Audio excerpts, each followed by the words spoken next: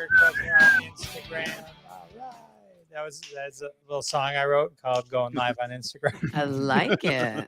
Welcome everybody to Crossing the Streams. Oh my goodness gracious! Where we answer the universal question: what should I binge watch next? I just watched something, and now I gotta watch something else. We've come to the right place.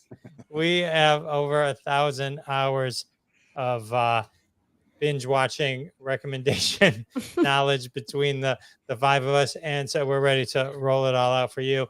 We've got special guests today. We have we're now returning friends of the show, Chris Krim and Patricia Ray. Yay! Thanks for having us, Jeff. And of course, even more returning. So shove it in their face. Mick Manhattan, regular. Thank you. And Ron Lippett is here from traveling the globe. He's here to tell us what's hot on the Delta. That's exactly what I am telling you. What's hot on Delta on the back of somebody else's seat.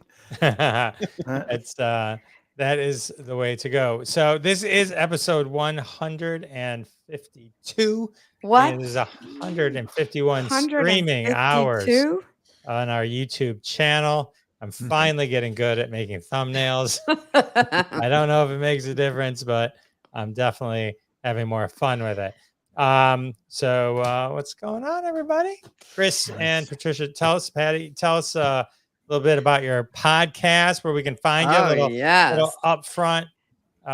So we've Chris Krim and I co-host a show on Spotify and Apple Podcasts and Google Play, wherever you get your podcasts. Believe This.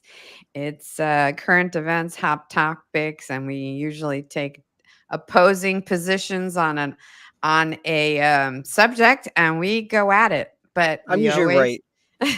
And we always, we stay friends, and we open each other's minds up to different opinions.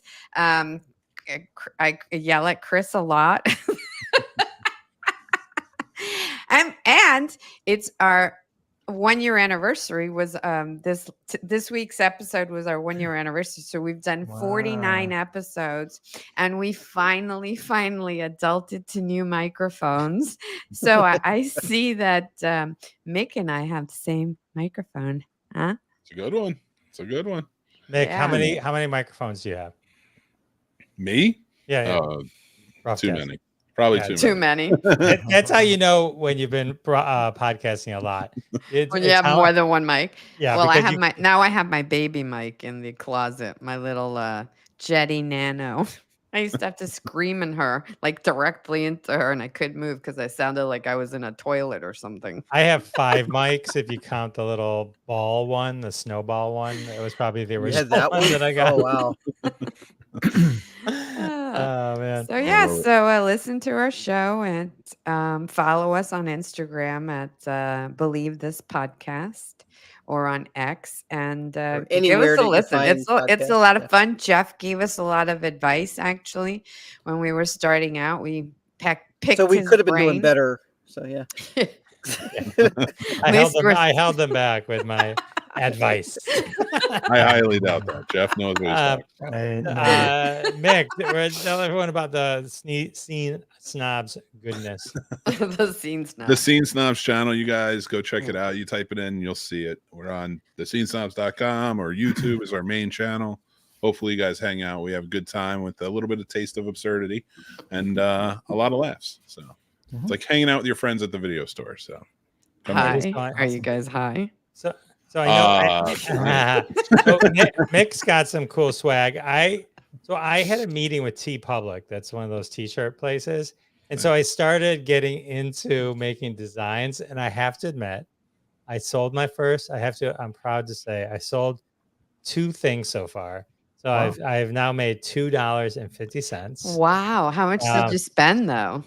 Well, I didn't spend anything because I've been using AI and my Photoshop skills. Oh, look at you. To make them. I have a whole pickleball line of t-shirts. If you want to go buy a pickleball, I just started playing pickleball. And the ones that I sold a sticker and a t-shirt. I don't remember how I did it, but I made the Jaws poster out of it's Lego though. Nice. I Yeah. love it. So I'm not. I must have.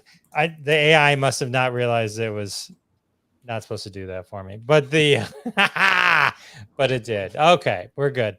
So Patricia Patty was on my podcast. You guys can go check that out. She's a famous actress. I'm sure you guys recognize her from something.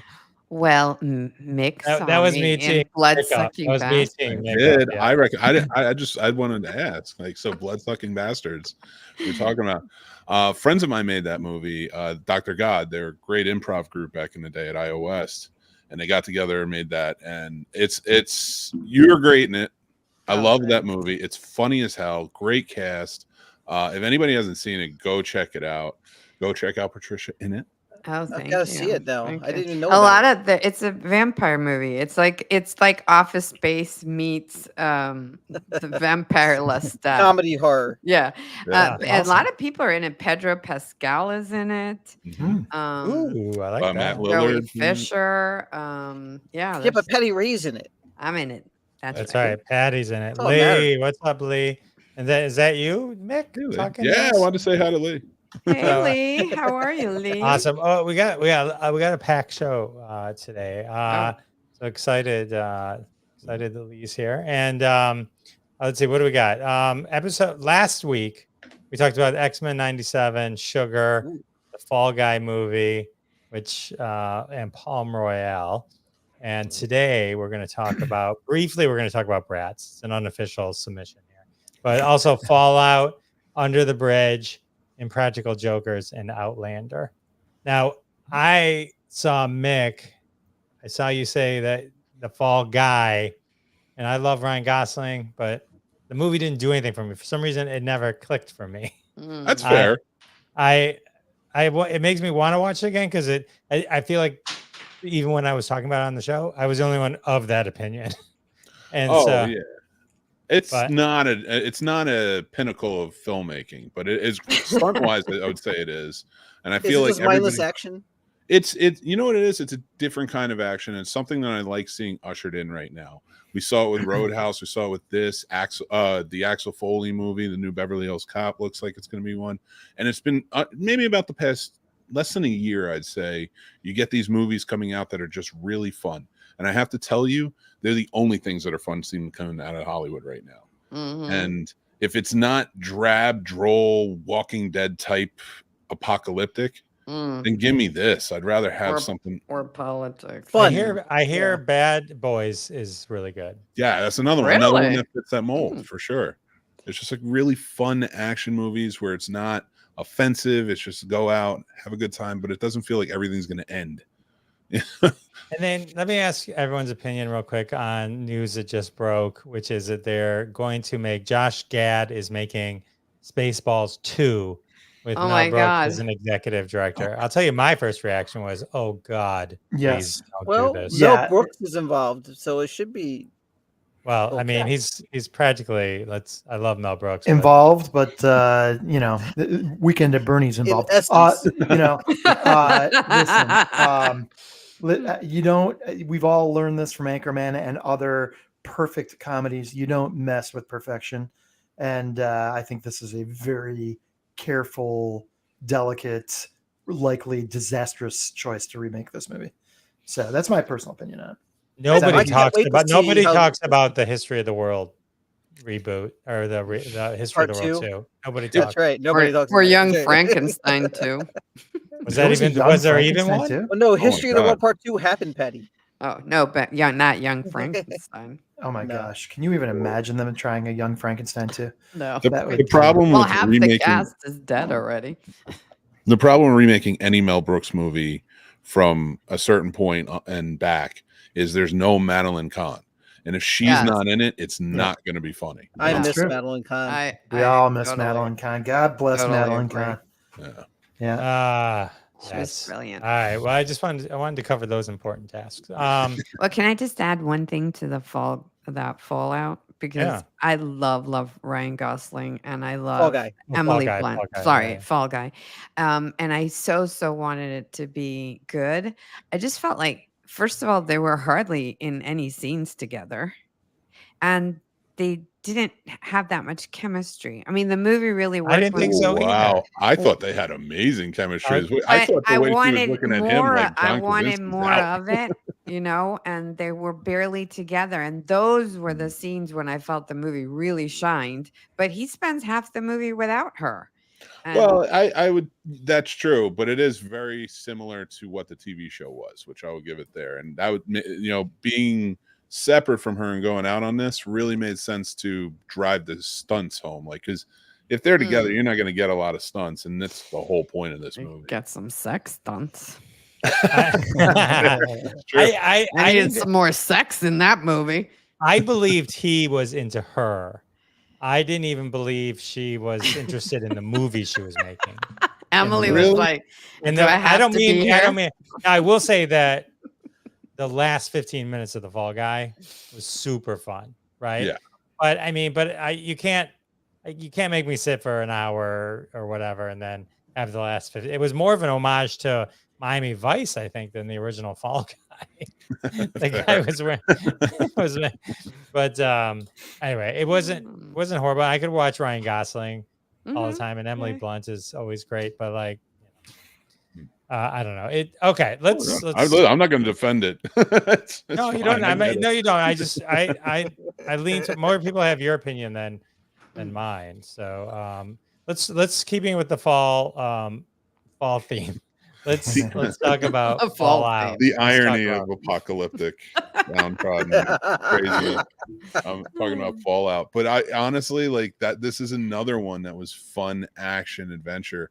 It removes you, really well from the feeling of dread and doom because it takes place like 230 years later from when all the bombs went off and such and created this world. I knew nothing about Fallout. I didn't play any of the video games. I only knew it from friends talking about the games when they were playing them. So when I got into this show, I was like, let me just see if it's good for somebody who's not a fan of the games. I fell in love with it. It was so much fun. The main character in it, Lucy, she was wonderful throughout. Walton Goggins, a good actress. I will be in, and I'll watch anything Walton Goggins in. He's just fantastic in everything. And this is no shortage of great performance in this. It's just all the way throughout. You have Lucy's character, their vault, where all these dwellers live, try to live safely, gets raided, and her father gets taken. So she goes on a mission in the outside world to go and get him. And she learns a lot about what the hell's been going on and who Vault Tech, the company that she lives in this vault that made it, who her father is throughout this and what they've created. It's a really well done television show. I can't wait for more. I want to see the story go on. And the cool thing I learned about it is all of the video games and this show are all canon. They all take place after, certain points. It's a different sort of timeline in America. So why we're using old radio waves instead of like where we're at, now, but it takes place in like 2029 when the bombs drop. They explain all of that. They give you like a background of it. So like, I didn't feel like I was left out of anything. So they did a really good job kind of tying things together and made me want to explore more on it. So it's a good show. So it's The Last of Us. I'd never seen. I'd never played that video game. I enjoyed that show very much. Great show. Yeah, it was wonderful. It is. That's one of the best bleak end of the world type TV shows I've seen. Like, because they do it really well. It doesn't always feel pessimistic. I have a question, Nick. Yeah. I have a question. Does Fallout use any theme music by Fallout Boys? Because whether or not you like them, that's a missed opportunity if they don't. I don't think they do. That's a lot of it is 60s type music, 50s, 60s, and stuff like that. That kind of. So Fallout isn't a docuseries about the Fallout Boys. How unusual. During Apocalypse. Ultimately a fun show. I think people check it out if you're really into that. It is gory as hell though, just so you guys know, but like in a fun way, not a like gory fun. More in a fun apocalyptic way. It's gory and makes me jump back every time way is The Boys. My wife stopped watching it because my husband loves that show. Like Yeah. it's like the first three episodes of season 4 3. are out now. Yeah. Oh, Oh, they're out? No, it's season the 4, first isn't it? episode is. Yeah, Yeah, season 4. Yeah. I'm sorry. I thought you were going with the first episode of season 3 was the end for you, but that was the end for my Oh no, wife. I haven't The given first up. scene. I mean, but like it's heavily political now, which I do love. I'm not, but like, or it's heavily political satire, really leaning in. I guess it's always been, but now it's like it's not like you can't miss it now. And so It's behind. not so discreet anymore. yeah, it's not as discreet. And I love it still, but it's like, oh my God, sometimes when they are killing people, it's like catches me off guard because it's very They're cartoony. good at that. Yeah. So did you guys watch? You watched Amazon. You watched Invincible, didn't you, Jeff? On Amazon. Season 1 I watched. Right, season 1, and it's a pretty bland superhero story until suddenly, like the last episode is the most violent, like blood-soaked, it just like complete left turn from the earlier parts of the series. It's pretty funny, but I enjoyed that quite a bit. Yeah, it was a good one. Very cool. Very cool. All right. What's up next? Let's talk about, I'm interested in this one. Let's talk about Under the Bridge, the Hulu classic. Mm-hmm. Abby? I went into this actually really reluctant because I was a little underwhelmed with Lily Gladstone. I felt like she thought she was going to win the Oscar, and I felt she was a little ungracious about that. So I kind of wanted her to, and I thought Emma Stone should have won. I was a Emma Stone fan the whole way. So I kind of wanted her to prove herself in this show. And she did. She does some really nice work. Very subtle, but I saw a lot more colors than I saw in her performance in, what was that movie? Oh, for the Oscars? Yeah. Killers of the Flower Moon. Yes, Killers of the Flower Moon. So basically, it's based on a true story. It was a book written by Rebecca Godfrey, set in Canada, Victoria, Canada. And she goes, I don't know, I didn't read the book, so I could just tell you what the show is. She goes back home to kind of write a book. She's a writer. She does editorials for a magazine, and she starts writing about teenage angst and the kind of things that girls do to manipulate other girls to kind of become popular and have power. Yeah. And these girls that live in a foster home start picking on this Indian girl from India. And the Indian girl wants to be accepted because her parents are Jehovah's Witnesses and they're very strict at home. And she lives her mother tries to keep her very sheltered. So she's trying to spread her wings, and she befriends the baddest girl in the school that lives in this foster home. And in order to befriend her, she does a lot of shitty things to her parents and disrespects them. At one point, she actually tells the police that her father sexually molested her so that she could stay in the foster home with the girls. And they kind of turn on her, and she does something to them that makes them seek revenge. One girl in particular who was amazing in this show. Her real name is Izzy G, but in the show she plays the character Kelly Ellard, who really went to jail for this crime. This young actress reminds me so much of Madonna, actually, and she's just carried this whole show. I mean, she was so intense, and she knew how to be small and relied on her groundedness. She knew her strength. She knew how to push it without pushing her acting. Riley Keough is in it. Her and Lily Gladstone are the leads. And Kylie does a beautiful job, too, of playing this very remorseful writer who goes back home. She plays Rebecca Godfrey, the writer. And she's writing this book, but her parents are kind of like, her brother dies when she's young, so they're all still grieving. They're always grieving. And so she gets very connected to this case because she's trying to kind of forgive herself for letting her brother die. So it's beautiful performances, really astonishing. The cruelty that these young misguided children can enact on another human being. The sense of loss and gravitas. It's a really beautiful show, and I recommend it. Highly, highly recommend it. It really was eye-awakening, especially when you realize it's a true story that there was someone capable of being so cruel and so callous, and she only served 16 years. Oh wow! Wow, Jesus. Yeah, I didn't realize it was. I thought it was based on a book, but I didn't realize it was based on a true. Okay, so it's just one season then. yeah, I would think so because they all, the writer died, and they've all been in and out of No jail. spoilers. You're telling people to stream this.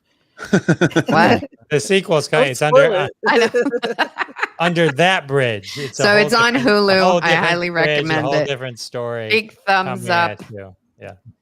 Binge watch it. I watched it in like 1 week. Whenever my husband was watching the Yankees, I'd be like, I'll just be in the bedroom. 4 episodes later. Sounds like the kind of show that I would look at the synopsis and pass on, but then if I start watching it, I get hooked. Yes, it sounds super depressing. And it's not with a lack of gravitas in a sense of like urgency, but it really is so intriguing to see these girls be so cunning and so vicious to drive their wants so much that they sacrifice another human being. I think I know these people. Are you gonna call them MAGAs? I didn't say nothing. I will listen to believe this. Not to circle back on your earlier comment about Lily Gladstone. I think she thought she was going to win the Oscar because she won everything. Everything. Else. She won everything. And the media sort of was making such a big deal out of it that she probably started to believe the hype, the press more than whatever. And reality. She was just very disappointed, and you could see. I mean, she couldn't hide it. Well, I mean, she literally won everything else. That's the problem with the Oscars, right? Then they combine some of the things that are separate in the other ones, so you can be winning in all those other ones, and then when they combine it, then you don't really know what's going to happen. But I never saw Killers of the Flower Moon because I never had a free 24 hours. Well, you can watch it in stages like a mini series. That's true. So it's like all right. Let's talk about let's do Impractical Jokers with Chris Krim. So when you think about shows to stream, you think about engaging characters, engaging personalities, good storytelling, good story arcs. This has at least one of those. But I figured I would put a twist in there, and you went a different way. You went the other way with that one. Because I like to be different. I figured I'd bring different. Impractical Jokers, for those who don't know it and are still under rocks, are 4 friends that grew up together and decided to create a show because I guess they weren't getting cast. But they created a show where they would challenge each other to embarrassing challenges. And they would have to do it. If they lose, they have to be punished and do a punishment that they have to do, which is usually something terrifying. The great thing about streaming the show, Jeff says when the show begins, at the beginning on the onset, we give you more things to stream. You've streamed everything and you need something else to stream. The great thing about Impractical Jokers I found is you can restream it. And it feels the same as the first time you saw it. It's not like you're waiting for a surprise or a spoiler.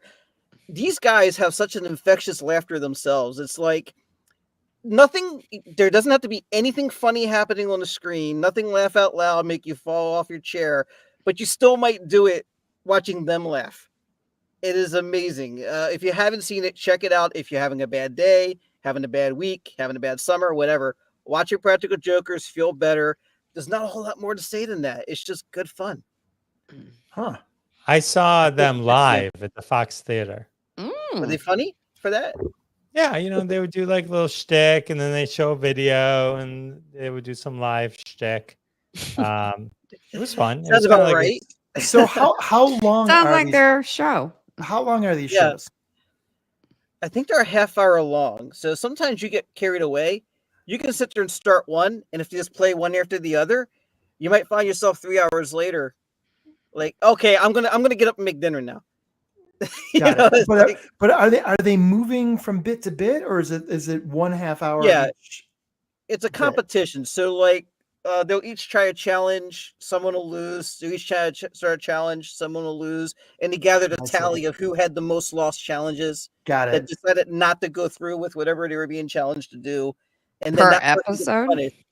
Per episode. Okay. Right, and then the rule is if you don't do the challenge, the punishment, you get thrown off the show. So no one ever got thrown off. I think Joe Gatto left the show for personal reasons.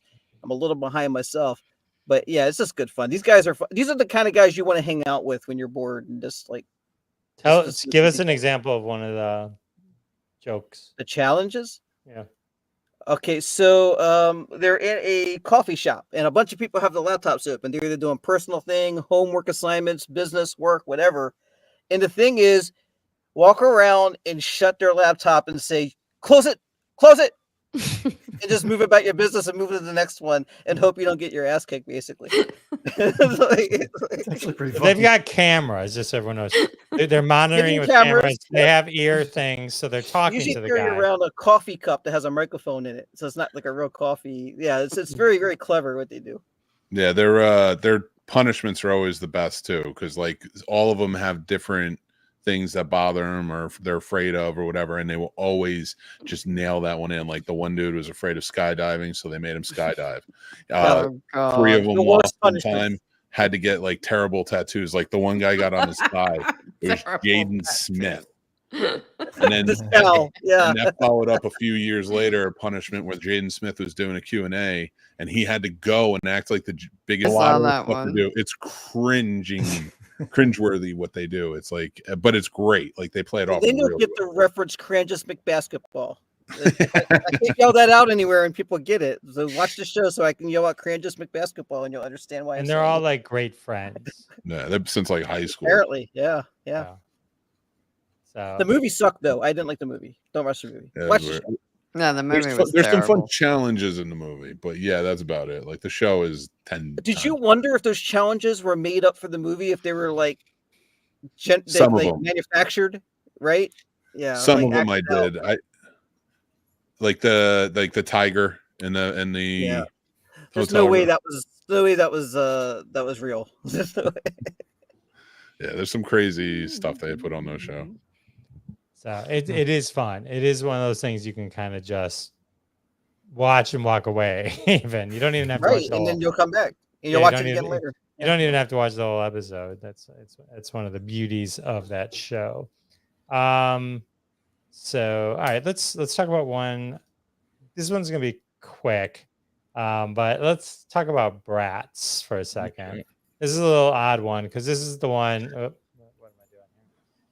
Hello. Okay. This is mine, but I only picked it because I know Mick saw the whole thing. But I didn't make it through 15 minutes of this. So I do want to say. Fred off. What was it? You just want to piss Fred off.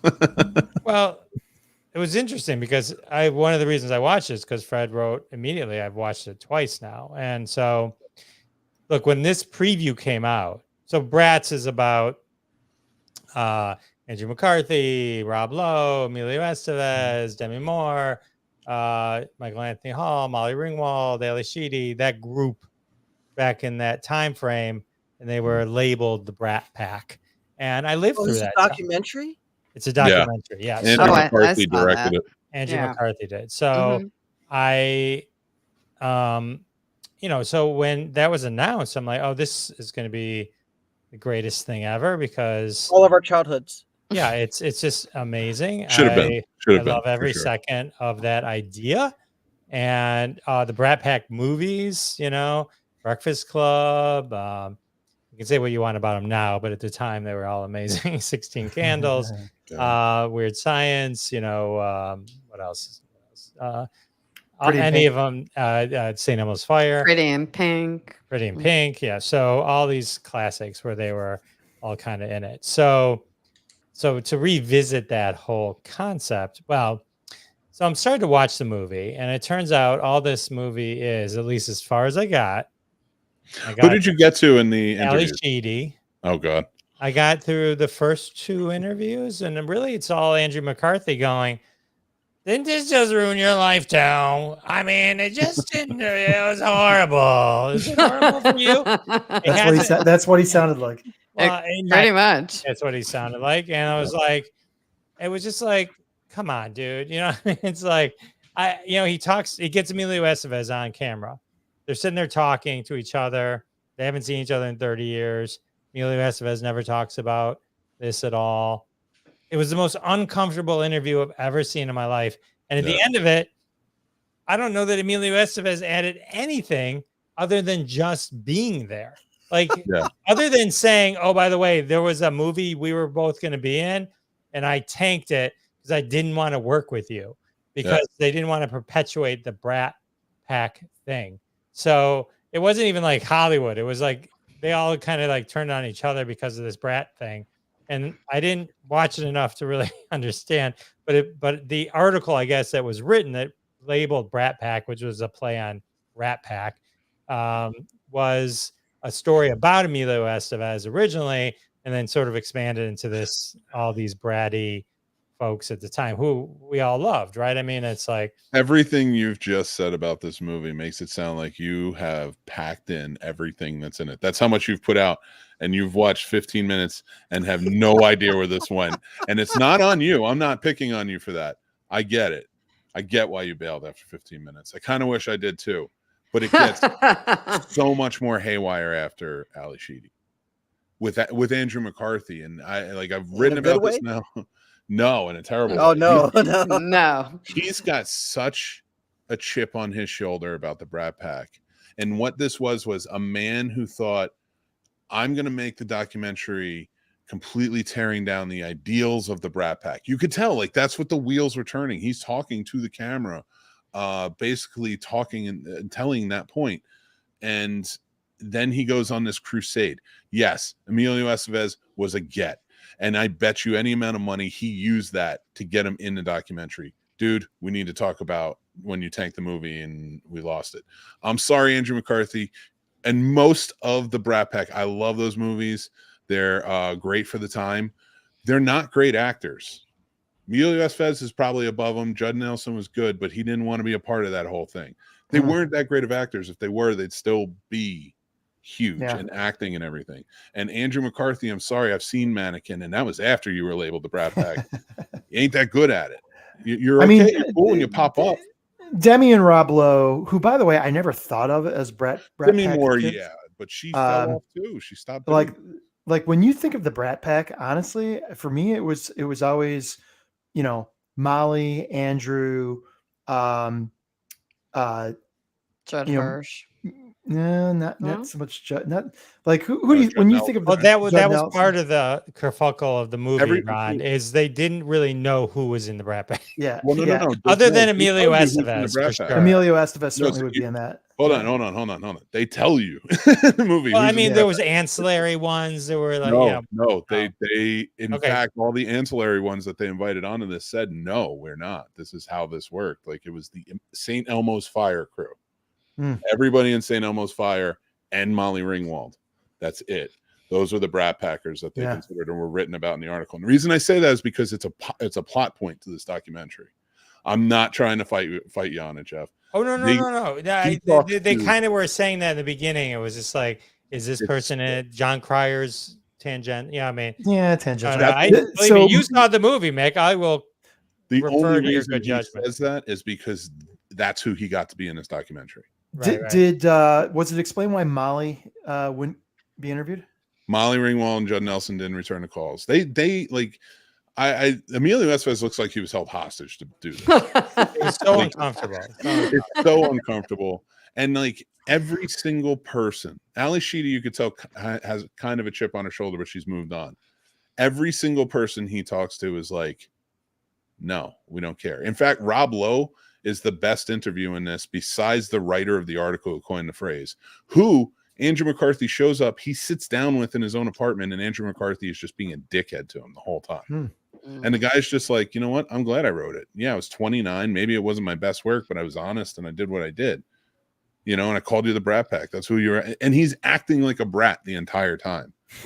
But like he's trying to Andrew talk. McCarthy said "I" so many times in this movie. I think he said it right. Oh my god! This could have been a great opportunity for a fan to make this movie and really bring everybody together, and maybe have these people see why it's so beloved and the Brat Pack was a good thing. But Andrew McCarthy doing this has ruined the chance of a Brat Pack documentary being made, because nobody's there. If I might interrupt, Please. you know, Andrew McCarthy will start popping up in movies and TV shows. And really, that's why he did it. You'll be surprised he does not come out looking good in this. It doesn't matter. It does not matter. Now he's on the minds of every casting director. Everybody's talking about him. He's on everybody's lists. When a breakdown comes down, a casting director is going to be like, what about Andrew McCarthy? Everybody's talking about him because he did that, you know, documentary. I'm telling you, I promise 6 months from now, he's going to be starring in a new TV show. All right, 6 months from now, we got to come back. All of us on this show to talk about. If he's not on a TV Andrew's show. We're talking about. Yeah. Don't forget about Weekend at Bernie's. He was great in that. Look, we all enjoy. I'm not going to disagree whether or not they're all the greatest actors in the world, but we all enjoyed the hell out of these. Yes, no argument. Right, and so you know, Anthony Michael Hall wasn't interviewed either. Besides Emilio Estevez and Demi Moore, name a movie by any of the core group that after 1990 was really something that is like. Well, I mean, you mean other than Rob Lowe? But he's a movie, though. I said not TV. He's Rob Lowe's more he's TV guy. TV guy. And the fact that he embraced all of this, and you hear that in the documentary, he embraced the Brat Pack and all that. I swear to God, that's why his career stayed and had that longevity. He was making friends in Hollywood. So I admittedly, I have not seen this, although I was looking forward to watching it, though not anymore. But I will just say, no one's a bigger John Hughes fan than me. And I was hoping that this was going to be essentially a celebration of the genius of John Hughes, right? Barely mention him. No. That's such a disappointment. It's not even about his movies. It really is just about the Brat Pack moniker. Like they discuss the zeitgeist of the movies and things like that. Yeah. They have to. You cannot. And in fact, it's the people around them that he's interviewing that are like, the people who aren't in it, they're all like, yeah, this is amazing. Even like John Cryer, Leah Thompson, all of them are like, yeah, we wanted to be in the Brat Pack. That meant automatic stardom. And he just couldn't get it. It just seemed like he was like. Have any of you guys watched 16 Candles like recently? Yeah, it's a problem. That is. Molly Ringwald talks bad about it now too. It does, like, to say it doesn't hold up is not even enough. Like it's flat out like terrible, not acceptable anymore. Like it's a really horrendous message with really creepy undertones. Pretty in Pink too. Pretty in Pink also, actually. Andrew McCarthy's character in that is horrible to her, and she ends up with him. Yep. Well, all of those movies are problematic now. Revenge of the Nerds. Revenge of the Nerds. Pretty. Yeah. Isn't there? There's basically a rape scene in Revenge of the Nerds. Not basically. Yeah. I mean, you can thank me too for ruining movies. No, I don't think Nick, you asked who did something. Didn't Judd Nelson do something?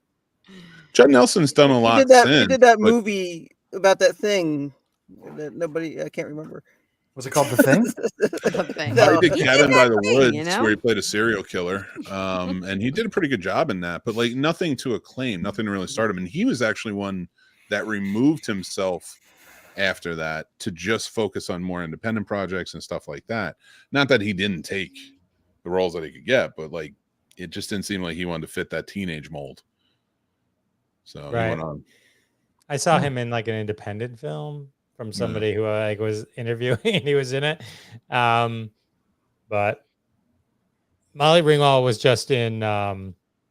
She's in a show now. The Swans. She was. Oh yeah, she's very good in that. No. I like her. She's actually really smart. If you listen to her interviews, she's actually a very intelligent, interesting person, I have to say. Yeah, she can put her makeup on by doing that. I never said she wasn't talented. I just said that, Listen, I'm not tearing apart the Brat Pack. I'm tearing apart this documentary. That was tearing apart the Brat Pack. We're all on the same page. Yeah, they did. They just came off very ungrateful. And you know what? Seize the moment, man. If the people want to hire you to be a Brat Packer, write it all the way to the bank. And then when you have enough power because you've made enough money, you can tell the studio, just like Matthew McConaughey did. He played all of those, the falling in love guy, all the romantic comedies, and he kept doing them. He kept saying, I don't want to do this anymore. And then, but he waited until he had this is all in that book. Red Light, Green Light? Green Lights. Yeah. He waited until he had enough power, and he showed up to this party, a big producer party, and he shaved his head. And because he wanted to play this character in the movie, but they wanted him to be like romantic comedy. He's like, no, this guy needs to be a badass. He needs to be. So he shows up to this producer party, shaved head, and the producer was like, come to the studio. You got the part. He had to prove it to them, but he had the backing. He had the years and years of box office success of, big $1 million hits. So he wrote it all the way to the bank. Sometimes you got to let the green lights go in your life and let them get you where you're going. Don't stop yourself because you don't like the work that you're doing. Keep working and then create the work that you want. All right. Wise words. I've been doing this for 30 years. She does that once in a while. What's up? I give her credit. You give me credit. Thank you. Good job. All right. Got one more coming up. This is Outlander. And this is Ron Lippett. He's going to go on a sabbatical, maybe. And bit of a sabbatical. How many seasons? Jesus. So they just released their 8th season, and I have to admit to you guys that I'm brand new to this. I had to be convinced to start it. It was one of those situations where it just was too daunting as the season started racking up. It's like, do I really want to begin a heavy, period drama, that's freaking, 7, now 8 seasons long. But my brother of all people convinced me to take a more serious look at this. Have any of you guys watched it through? I've watched, I think I gave up on like season 2 or 3. Yeah. So for those of you that don't know it, the basic theme is a World War II nurse, 1945, basically finds herself traveling back in time to the 1730s. And she is this strong, independent nurse now in the 1700s, trying to find her way, and her understanding of history and her ability to apply her skills and experience and smarts helps to kind of create this path for her. And she ends up doing all these incredible things and falling in love and all this other fun stuff. And I will just tell you, it feels like it wanted to be Game of Thrones, but it's not quite Game of Thrones. I think it's more perhaps a little more intelligent than Game of Thrones, but not as interesting as Game of Thrones. Like the storylines aren't quite as interesting. So, but what I do find interesting is that the show was produced by Sony Pictures in 2013. It was, if you can imagine this, you guys, green lit after 1 episode for a second and third season.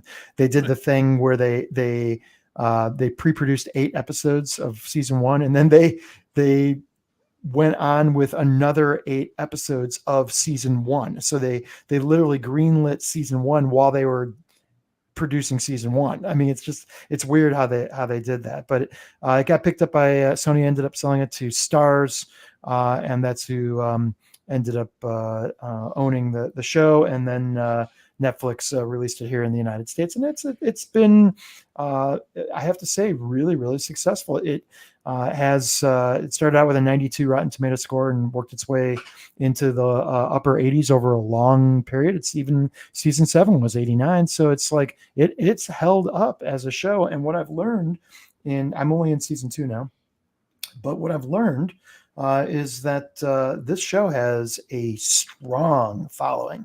The people that like this show love this show and are intensely loyal to the show, watch it over and over, and that has powered the production, and I think some of the reasons why this show has been held to such high standards because of the loyal audience that it serves. The star of the show is someone I've never heard of before. Her name is Contrita Balfe. She is Irish and English.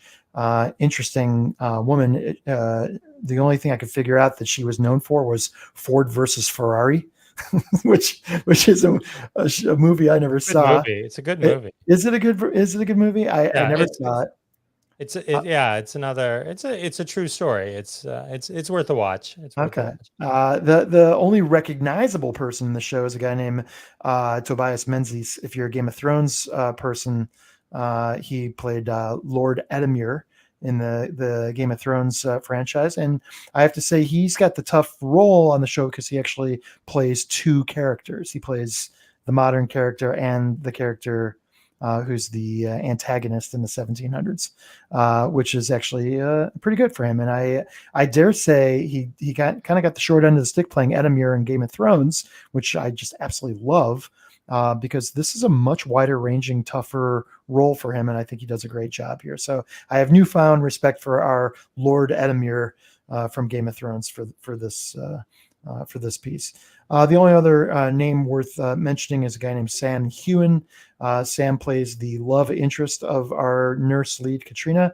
And again, in searching for him and seeing if there's anything that our audience would recognize, the answer is no. He's done everything on the stage in Ireland and in England. And this is really his first big break, and he's kind of stuck with it over these years. So you're seeing a largely Irish and Scottish cast that is producing for American audiences. And I can think of probably a handful of shows that are just like that. They figured out the secret sauce. I just kept waiting for it to kind of carve into its own path. Is it a docudrama? Is it a period piece? Is it a historical fiction? It's kind of none of those things. It really is a time travel, story with kind of a smattering of women empowerment, which I think is what makes it kind of cool, to be very honest with you. I think it's the notion of this woman being a woman in the 1700s is really what's interesting in this show, because as we all know, women didn't have any power or any kind of ability to kind of navigate back in those days, and this woman does. And I think that's what I enjoy of the show, and I think that's what the writers had in mind all along, and they had a strong actor in this Katrina Balfe to do that. So it's a good show. I'm looking forward to the rest of season 2 and into season 3. I am sorry to hear that that you dropped off after season 2, because that might think that maybe it's not as interesting after season 2. But based on the Rotten Tomatoes, it seems like people are sticking with it. Yeah, sometimes I'm not. Huh? Was it too woke? It might have been too woke. It's like Norma Ray meets, kind of like a Game of Thrones. Yeah, and that's exactly. I was trying to figure out when I was talking about this tonight. Well, like what? Because it's clearly it's a combination. Or the time traveler's wife. That's what I meant. Yeah, it's like it's Norma exactly Ray meets it's a time traveler's wife meets Game of Thrones. That's the way I see it. But you didn't really talk about the sex, because there's a lot of sexy ass scenes in that show. Well, so I was thinking about that, about how when they cast this young lady. I imagine they must have just said to her right up front, listen, it's a great show. It's going to be amazing writing. You're going to become just so famous. You know, you're going to be naked as hell throughout this series. And if you're not okay with that, you'll be famous. But if you're not okay with that, stop now, because because that's what we're asking for in the show. Because I agree, it is a very, very sexual show. And she's beautiful, and she has a beautiful She is body, beautiful. and the cast is really good, and everyone's really gorgeous. Yeah. Sometimes I stop watching shows because I'm just not in the right head for them. So when I go back to a show that's good, it always turns out that I should have watched it through the. But it is a show that, you know, talks about uncomfortable themes, you know, violence against women and rape and all these things that, you know, if that's not your thing, if you can't see that, I get it. This might not be your show, but if you're okay kind of dealing with it and kind of understanding how women had to deal with shit like that back in the 1700s, I think you might find this to be an interesting voyage for you. So, all right. Nice. Thank you, Ron. Never steered me wrong before. Yeah, I love your pick. So just FYI, I am going to take a little bit of a sabbatical from the show. I don't know, Jeff, you were going to talk about this, but I'm not leaving the show. So not going anywhere. I've got a stack of stuff that's impacting my ability to be on the show. So I will be around and continue to lurk and write snarky things to you guys during your shows. So. Amazing. Thank you. Well, all right. To see you're on, man. I missed you. This is a great show, and so we look forward to you ending your sabbatical already. Bring a lot to the show. I miss you already, Ron. We miss you. We miss you. I've prepared this montage. I'm never here, and I miss you. All right, Chris and Patty, remind everyone where they can find you. Chris? Believe This on Spotify and anywhere you find podcasts. You can also find us on Instagram, all those things. You can find us on Believe This Mondays with Dr. J on New FM HD Radio. Am I saying that right, Patty? Mm-hmm. Yeah, you can see Patty with Dr. J on Fridays. They ditched me for Fridays, but you can see that. I got bigger boobs. Barely. And what's our email address? btpod for you. The number 4, letter U. Yeah, email us. Listen to an episode and tell us if these mics sound better than the first season. Thank you. I think better already. Mick. Go check out the Scene Snobs. I just thank you for having me back, man. I always appreciate it. Great to see you, Ron. I'm sorry to hear you're going on sabbatical. Hopefully I'll see you soon. Yeah. And good luck to you, sir. And I'm not going to say why, but good luck to you. Always important and pulling for you, my friend. Yeah, I appreciate you as always, Mick. Thank you. But thank you guys for watching this tonight, and glad to meet you, Chris and Patricia. Everybody, go check out the Scene Snobs. But thank you again, Jeff, for having me. Jeff, thank you so much. You're always so kind and so gracious. You guys are We're all a success because of you. I agree. The Ron. Yeah, so I'm back on Delta Airlines actually tomorrow morning, off to New York City with my lovely bride, who we are celebrating our 25-year wedding anniversary this weekend in New York. Congratulations! We're going to go see a couple of shows, which are hilarious because we bought a bunch of shows like 6 months ago, not knowing that both of them would be Tony Award winners, and we didn't even know it. Merrily We Roll Along. We are seeing Merrily We Roll Along. I worked with Lindsay Mendez on All Rise. How about that? Well, I have to tell you, and we're also seeing Hell's Kitchen, but I'm so pumped about Merrily We Roll Along. And I'll tell you, Back to the Future is in the TKTS. You can go see that. That looks supposed to be amazing. And then the Little Shop of Horrors revival is I have a love affair with Little Shop of Horrors. I love it too. But let me tell you something. I was just in New York for a conference for something not podcast related last week. I'm in Times Square. They have where the TKTS booth is. There's like these big bleachers or whatever, stairs. So people are sitting there and it's all walled off. And they're doing, there's a bunch of actors and they're doing a script reading. And so they end it and the guy gets up and I'm like, holy shit, that is Bill Murray. And so Sarah Paulson was there too. And who looks just like a normal person. Like had I not known like she was doing a play, I would have looked at her and go, she looks familiar. She just looked like, but you know what I'm saying? Like when you're on TV, it's like you're Sarah Paulson, but like when you're just hanging in Times Square with it's you look like a normal person and not Bill Murray. Bill Murray is Bill Murray, but I'm 10 feet away from Bill Murray. I got a picture. So it was like, I didn't meet him, but in the bucket list world, being 10 feet away from Bill Murray, having a Bill Murray sighting. He's a tough Just as one, good. Jeff. Bill Murray's a tough one. He's famously shy and famously resistant to that kind of thing. So And he's good- not good- very he's good- not very nice. No, that's what I've Yeah. heard. But You good couldn't for- get I near him. waited Huh? on him. No, Okay, I've waited on him. We will No. not speak bad of Mr. Murray on the show. Yeah, but it was interesting. Like he was That's my looking Chevy out at us, and you could see on his face, it was like there was as if none of us were there. Yeah. It was like it was Angie didn't even react. I'm ready to fall over. I'm like, and awesome. it was really cool. And then all right, so that's awesome. And then I am Jeff Jawaskin, Classic Conversations, celebrating 4 years. And Congratulations. 325 episode is coming out on Wow. Monday.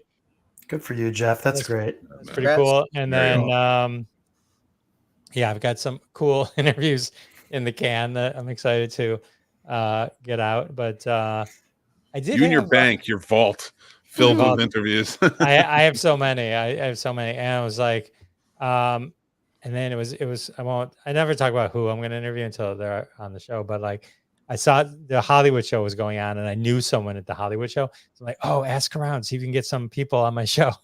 Seth Rogen. I tried to get him once. He didn't. I was always hoping, Jeff, that you would get one of the roasters from the Comedy Central roasts, like just any of them, Ooh. any of those guys. Mm. I did work with Jeff Ross once. I opened for him. Oh, You should ask him on. B1. It would be fun. It yeah. would be fine, but yeah, I'll see what I can do there. So anyway, Classic Conversations, check it out. Nice. All Nice. right, let's see here. I don't have a good ending anymore since everyone left the show. Oh, can I ask you something real quick before we go? Yes. Did you just have the Brady Bunch theme, just the episode we were on? No, once Sal and Bob retired, we didn't. It was silly, and then Howard wasn't here anymore. No, right. So no, we did that for many 100 or plus episodes. We killed it, Patty. You killed it. We But killed you it. did. But you can always say you did it in your memoirs. You're like, That's right. all right, we're saying goodnight. We're saying goodnight. Good night. Good Thanks, night. everyone. Thanks, Good night, guys. everybody. And that is the end of the show.